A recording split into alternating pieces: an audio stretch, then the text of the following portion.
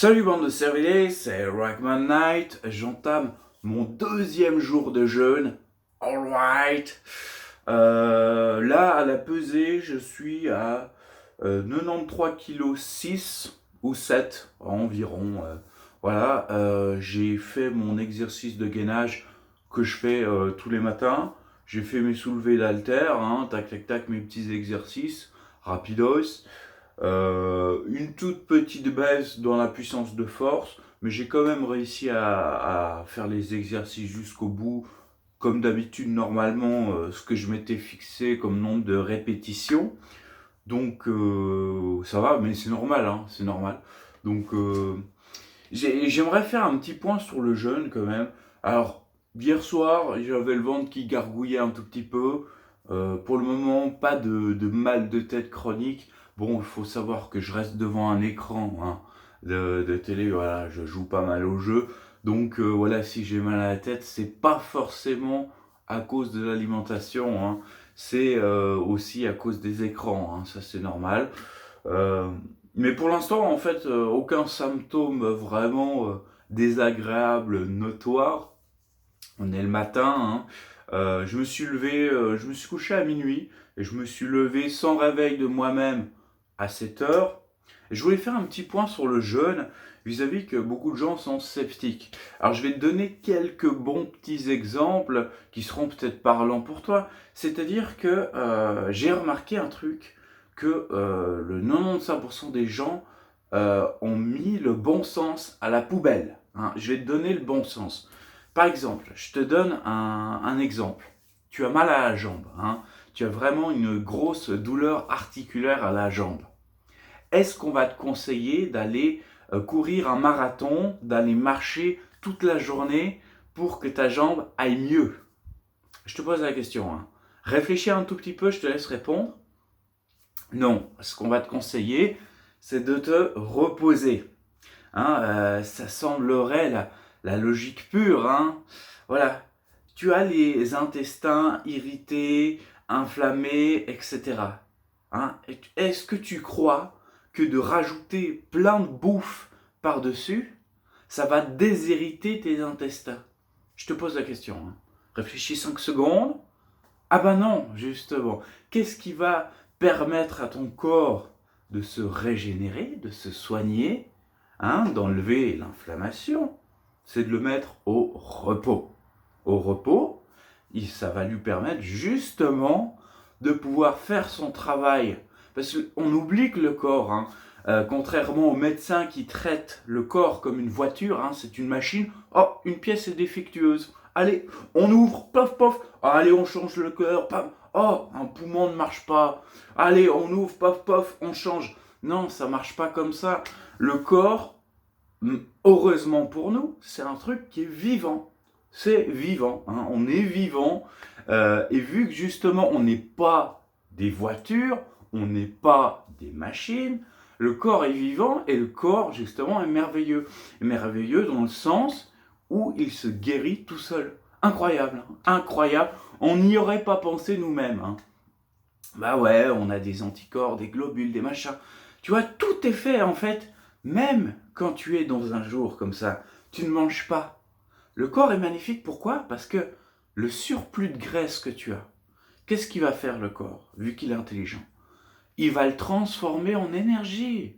Incroyable.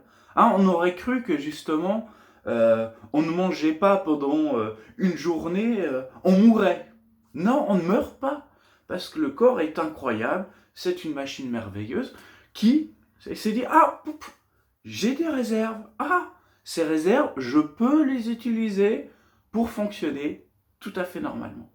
Alors c'est sûr, ça va demander plus d'énergie au corps de faire ça que ça vienne de l'extérieur, forcément, parce que ça veut dire qu'il va devoir transformer les graisses en tout ce que tu as besoin pour que ton métabolisme fonctionne normalement, mais ça fonctionne. Le corps en est capable. On est capable, justement.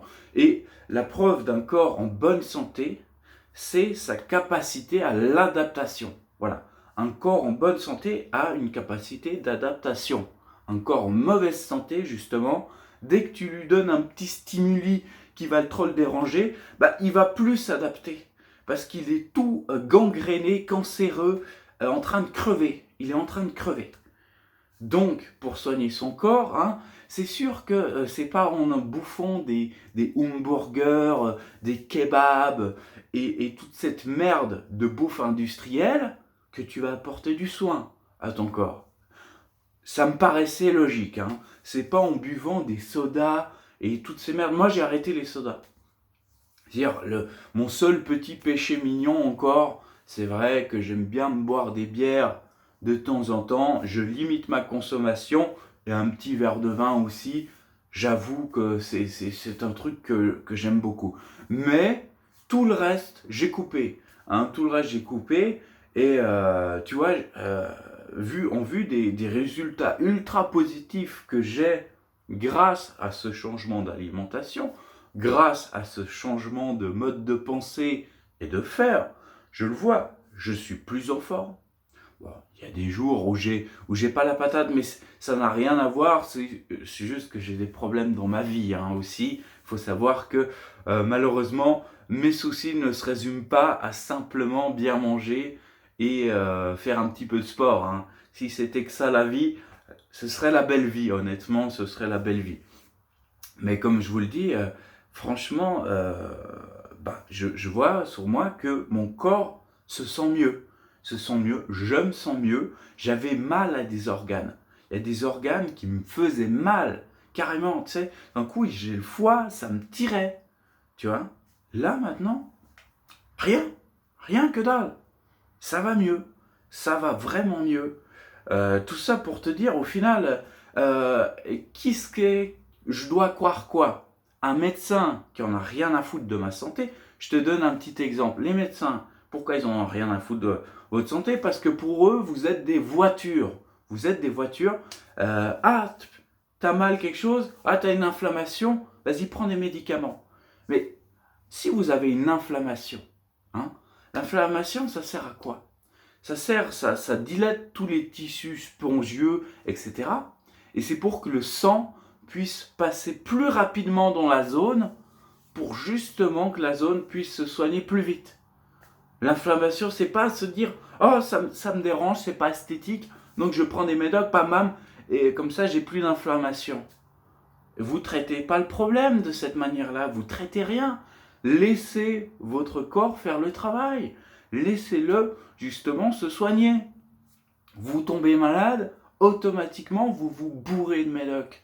Moi, à chaque fois que je tombe malade, je vais à la limite au médecin, voilà, je prends ses ordonnances. À la limite, si j'ai vraiment un truc ultra grave, hein, je prends quand même les médicaments, faut pas déconner. Mais souvent, quand c'est des trucs légers, hein, des petites maladies de merde, qu'est-ce que je fais? Je me repose et je bois du thé. Hein. Je fais que ça. Je me repose, je bois du thé, je me fais des petites tisanes. Et étonnamment, avec suffisamment de repos, bam, la maladie, mon corps gère, clac, il détruit la maladie. C'est bizarre, hein, les médecins t'ont fait croire que tu étais obligé de prendre des médicaments pour te guérir. Hein, non, antibiotiques, c'est pas automatique. Médicaments, non, c'est pas automatique. Après, on s'étonne qu'il y a des virus, des maladies résistantes aux antibiotiques, parce que tous les connards de gens, à chaque fois qu'ils ont une petite merde, ils prennent des médocs, ça fait muter les virus, et les virus deviennent résistants aux antibiotiques. Génial, hein. Du coup, les médicaments qu'on utilisait, ils marchent plus. Et du coup, il faut mettre à chaque fois un médicament beaucoup plus fort pour soigner exactement la même pathologie. Voilà, à cause justement de ces abrutis de personnes qui prennent à chaque fois des médocs pour ah, j'ai mal à la tête. Fais-toi une tisane, merde, une tisane. C'est pas en prenant des pilules. Ah, je suis dépressif. Tu crois que c'est en bourrant de pilules que ta vie va être meilleure, que tu vas te sentir mieux dans ton toit profond? Que dalle, que dalle. Tu es en dépression, trouve les causes et fais en sorte de changer en fait ce qui te met en dépression. Hein. Voilà, fuis. C'est une question de vie ou de mort, j'aimerais te dire, au bout d'un moment. Et donc, Moi, voilà, je prouve déjà un truc et j'ai envie de faire le truc jusqu'au bout.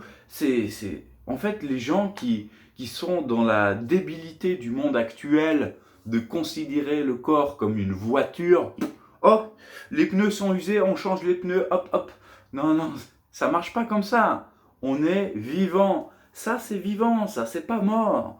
Hein, combien même tu serais vraiment tout pourri de l'intérieur, tu peux quand même essayer de faire quelque chose, même si tu es pourri de l'intérieur. Du moment que voilà, tu n'as pas entendu ton cancer en phase terminale, tu peux encore agir. Justement, moi j'ai décidé d'agir avant de me retrouver dans cette situation-là. C'est-à-dire, ah merde, toute ma vie, j'ai bu du Coca, du Red Bull, je me suis fait de la bouffe industrielle hyper mauvaise pour ma santé. Ah merde, je suis en train de crever d'un cancer. Je comprends vraiment pas de où ça vient. Hein. C'est vrai que ça doit être génétique. Dans ma famille, il y a eu beaucoup de cancers. Non mais mes couilles aussi. Attends, essaye déjà de t'alimenter un peu plus sainement, de t'occuper de ton corps de manière normale et logique. Et t'éviteras peut-être de mourir dans ta atroce souffrance dans quelques années. Hein? Mais non, non, les médecins te diront non, ça ne marche pas. Hein. Non, non, ce qui marche, c'est faire des greffes, c'est ouvrir, c'est les médicaments. Parce que, pourquoi ça marche? Argent.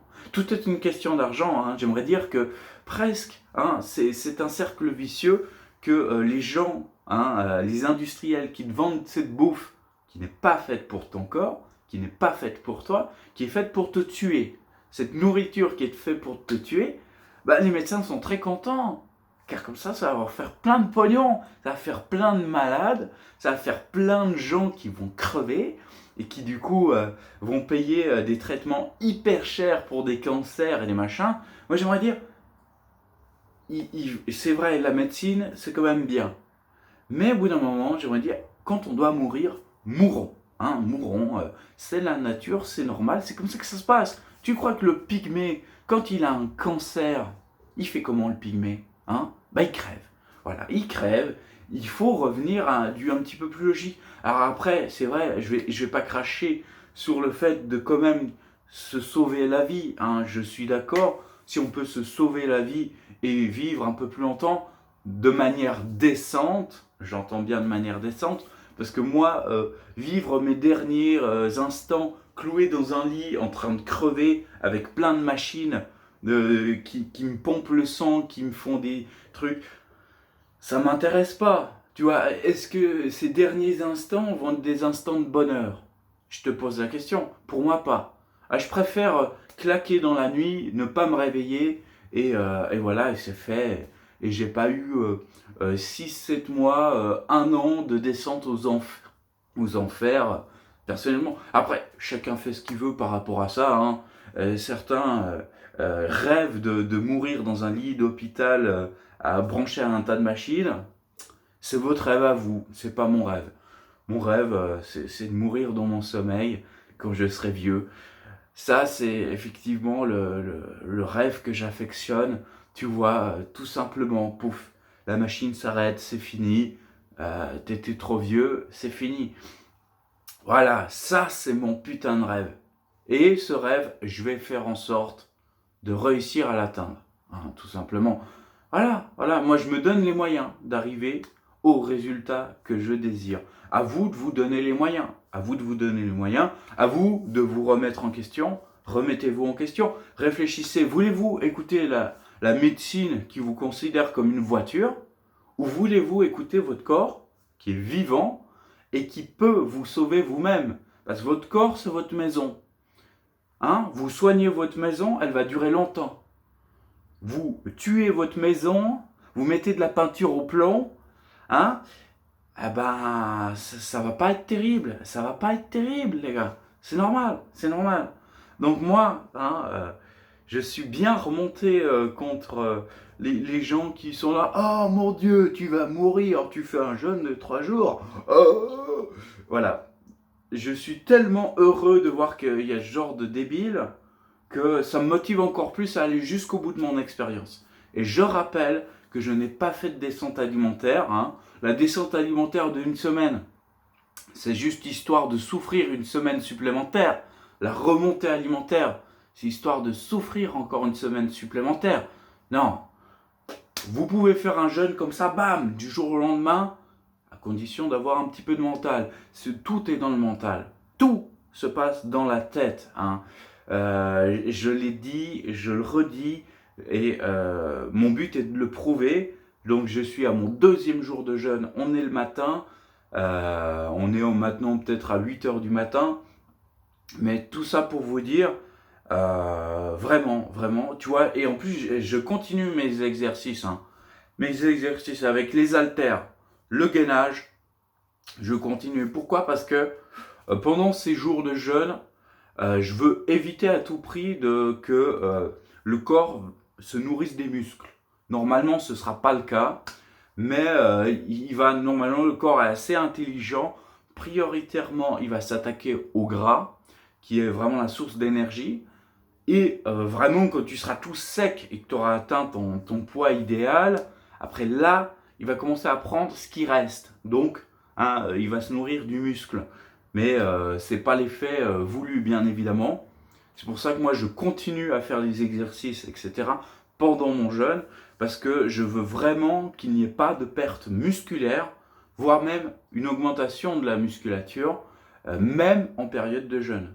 Je tente à prouver qu'en fait, tout ce qu'on nous dit, on peut faire le contraire, à condition d'être raisonnable, à condition vraiment d'être raisonnable. Il faut écouter son corps. Si vous sentez que vous allez vraiment pas bien, il faut écouter votre corps. N'hésitez pas, voilà, si vous êtes vraiment en PLS, vous allez manger un truc. C'est pas mon cas, et tant que ce sera pas mon cas, je mangerai pas. Quitte à faire une grève de la faim, pour emmerder les conventions sociales. Voilà, parce que j'emmerde les conventions sociales. Pourquoi pas faire une grève de la faim, ça me dérangerait pas. Voilà, jusqu'à atteindre le poids idéal. Bon, le problème, c'est le surplus de peau quand t'es gros, tu vois. Le problème, ce surplus ne disparaît pas comme ça, clac, boum. Tu vois, c'est ce problème de perdre trop vite du poids, ça peut être chiant à ce niveau-là. Mais bon, au bout d'un moment, il faut savoir qu'est-ce que tu as envie. De toute façon, cette peau en trop, elle sera là. Que tu ailles lentement ou pas, elle sera là. Donc au bout d'un moment, j'aimerais te dire, voilà, fais des muscles dessous et ça va retendre la peau. T'as vu, intelligent, il réfléchit le Rockman. Tu vois, il réfléchit. Donc, allez, je te laisse. Je te souhaite une super bonne journée. Je te ferai un petit bilan de ce soir. Parce que ce soir, ça va être quand même le 2e jour de jeûne complet. J'ai hâte de te dire comment je vais ce soir. Si je suis en train de mourir ou si plutôt mon corps a fait déjà le switch, qui paraît qu'il met 3-4 jours en fait le switch pour que le corps tape dans le gras. Mais peut-être que le switch s'est déjà enclenché avec mon corps magique. Peut-être que le corps a déjà commencé à taper dans la graisse. Et je le vois vu que le poids commence à descendre. Donc mon corps est fonctionnel. C'est extraordinaire. C'est extraordinaire. Et si vous n'arrivez pas à le faire, c'est simple. Votre corps ne marche plus. Ne marche plus. Parce que vous n'avez plus la capacité d'homéostasie, c'est-à-dire l'adaptabilité de votre corps. Votre corps peut s'adapter à des situations. Et s'il ne s'adapte plus à des situations, c'est-à-dire vraiment qu'il est mal en point. Vraiment. Et dans quel cas, il faut y aller progressivement par palier. Vous allez déjà changer toute votre alimentation avant de commencer un jeûne. Peut-être une bonne idée. Allez-y tranquillement. Après, vous faites du jeûne intermittent jusqu'à réussir à faire un jeûne tout court. Voilà.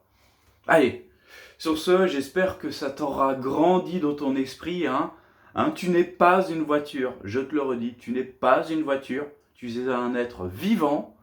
Le vivant, tu le sais sûrement pas, les médecins ne te le diront pas, mais il a la capacité de se régénérer.